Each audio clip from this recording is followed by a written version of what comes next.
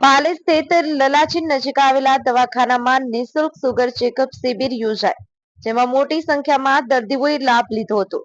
14મી November સમગ્ર વિશ્વમાં diabetes day તરીકે ઉજવવામાં આવે છે, જે અંતર્ગત ભરૂચના પાલે સ્થિત ડોક્ટર મોહસીન રખડાના દવાખાનામાં નિઃશુલ્ક ડાયાબિટીસ આયોજિત શિબિરમાં ડોક્ટર મોહસીન રખડા તેમજ અન્ય એક તબીબે દર્દીઓની ચકાસણી કરી યોગ્ય માર્ગદર્શન આપ્યું હતું.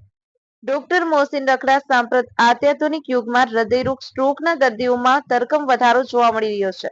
તેનું એક અગત્યનું કારણ ડાયાબિટીસ માનવામાં આવે છે. ડોક્ટર મોહસીન રખડાના મતાનુસાર યુવા પેઢી 15 થી 35 વર્ષ વધતા જતા ડાયાબિટીસના દર્દીઓ ભાવિ પેઢી માટે ખૂબ જ પડકારરૂપ છે. મેડિકલ સર્વે અનુસાર આશરે 10 કરોડ જેટલા દર્દીઓ આપણા દેશમાં આજે ડાયાબિટીસથી પીડાઈ રહ્યા છે. તેમાં પણ 50%થી વધુ દર્દીઓ પોતાની ડાયાબિટીસ છે એનાથી અજાણ છે.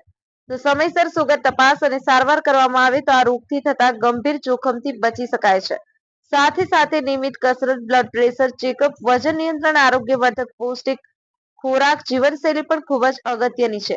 યાકુબ પટેલ, ભરૂચ. Good morning.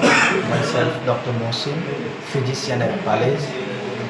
આજ રોજ 14 નવેમ્બરનો દિવસ વિશ્વભરમાં વર્લ્ડ ડાયાબિટીસ ડે તરીકે ઉજવાય છે. આ ઉજવણી નિમિત્તે આજે મારા ક્લિનિકમાં ડાયાબિટીક સ્ક્રીનિંગ અને ન્યુરોપેથી સ્ક્રીનિંગ કેમ્પ રાખવામાં આવેલો છે. આપણે સૌ જાણીએ છીએ કે ભારતમાં 50% કરતાં વધારે દર્દીઓ એવા છે જેમને પોતાને ડાયાબિટીસ છે એની જાણ નથી. અને જો ખાસ કરીને યુવા પેઢીમાં આ રોગ ભરખમ વધી રહેલો છે, તો જો આ ડાયાબિટીસનું યોગ્યપણે નિદાન અને સમયસર સારવાર કરવામાં આવે તો ડાયાબિટીસથી થતા ગંભીર પરિણામો જેવા કે હાર્ટ એટેક, સ્ટ્રોક જેવી ગંભીર બીમારીઓથી બચી શકાય એમ છે. Thank you so much.